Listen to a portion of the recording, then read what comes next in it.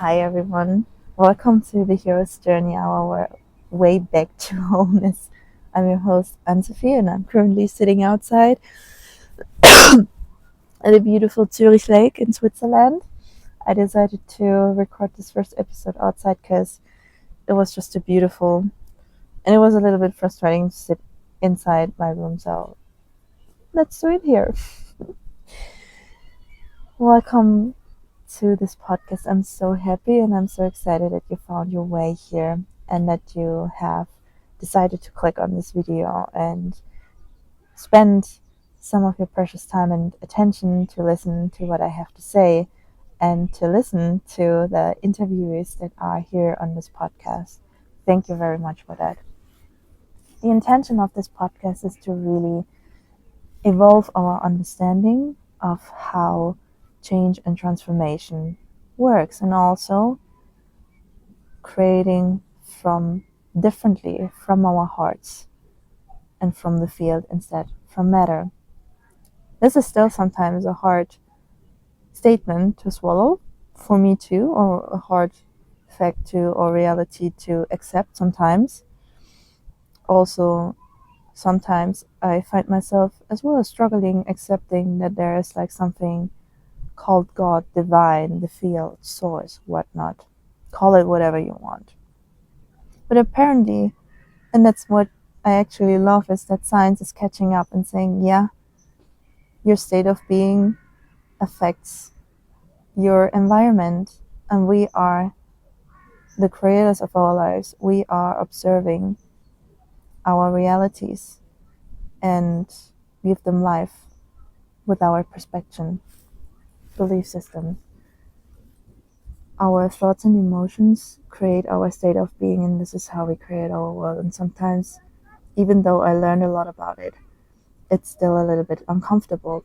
However, I cannot turn my back on this anymore because personally I have too many experiences where I was like, hands off, hands off.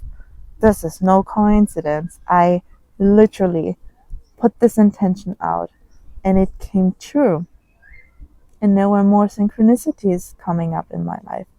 And also, I have witnessed too many people and saw too many things that I have to acknowledge that, and I really want to acknowledge that, and I want to build this trust in this invisible source, loving intelligence that is within and all around us, so I have more access to it and create from a state of inspiration and not feeling like the victim of my life or feeling like the universe or God is against me, which unconsciously there's a lot of people who have still very limited beliefs, and we all have them. I think we have all certain beliefs that are due to how the world is working right now and due to society and everything. We were being automatically just programmed to, and I'm not saying that's a bad thing, it's just the way it is. So I really want to give myself the permission to explore this wonderful new realm of possibilities and take you along with me. I found myself every time super inspired when I listen to, for instance, testimonials. If you know Joe Dispenza, you know he is uploading testimonials of the people who applied actually the work with meditation and have incredible stories. And there was a time where in the beginning, I was doing the work as well, and it was kind of easy for me.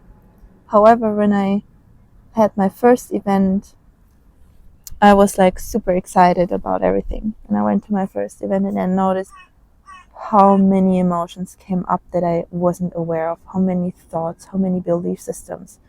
And that kind of kicked me out of the lane, and I had to take it slower. And I was really, really shocked how many limited beliefs I had and how programmed I was, and how difficult it can be sometimes, especially when you're in that state, how difficult it can be to get out. I'm not saying that it's impossible, and it can be also very easy. The only thing that I'm saying is, once you are in that state, it is really hard. Once you're in that state of, you don't find yourself getting above all of these or raising your awareness. In that state, when you're limited, it can be a struggle to get out of it. So I kept reading about the science, how transformation and meditation actually works. And I noticed the more I know and the more familiar I get myself with this new model of understanding, the easier it got. There was still plenty of times where I felt myself overwhelmed and really, how to say, difficult to overcome physical sensations during the meditations that specifically came up for me. I noticed myself suddenly a lot of pain came up and other emotions that were stuck in my body, and I'm not gonna lie, it can be huge. So I found myself on this journey, like, there were some times where I thought, this is not gonna work for me. I'm the only one who doesn't get it. What's wrong with me? But literally, these are only the thoughts that are keeping yourself back from getting on the other side. But at that time, I didn't really see it. I was too into that. I'm still working on that. But I found myself talking to other people really helped me to stay inspired and to continue to do the work, because I really wanted to know how my life would look like if I just apply this 24/7 and just overcome these stuck emotions day by day, and how life would be on the other side. And I also had a lot of questions, because when we see testimonials, and he has beautiful ones, he has longer ones, which I particularly very like, because you can really see the whole journey. But he also has like some short ones, or on his YouTube channel, or from the company that he runs. And I noticed myself starting questioning, because I was like, that sounds like it was so easy for them. It sounds like they got it like right away. And it sounds like they never had any challenges, which is not true. And I just want to make it very clear, like, I was just very curious for myself. That was something that I personally went through. And I had those questions because I was in the dark night of the soul, like, do they never feel angry or sadness or fear at all? It seemed so far away sometimes, these testimonies, because of the state of being I was at during that time, and I felt a little bit lost.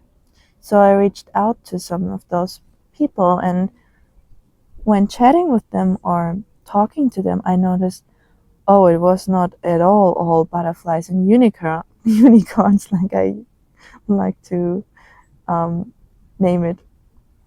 And that they actually had to come up a lot of times against some very tough beliefs and emotions that were really, really integrated in their personality.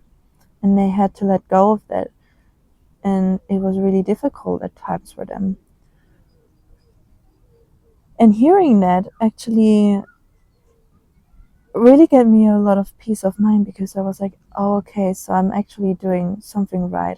They also went through this, so I can too.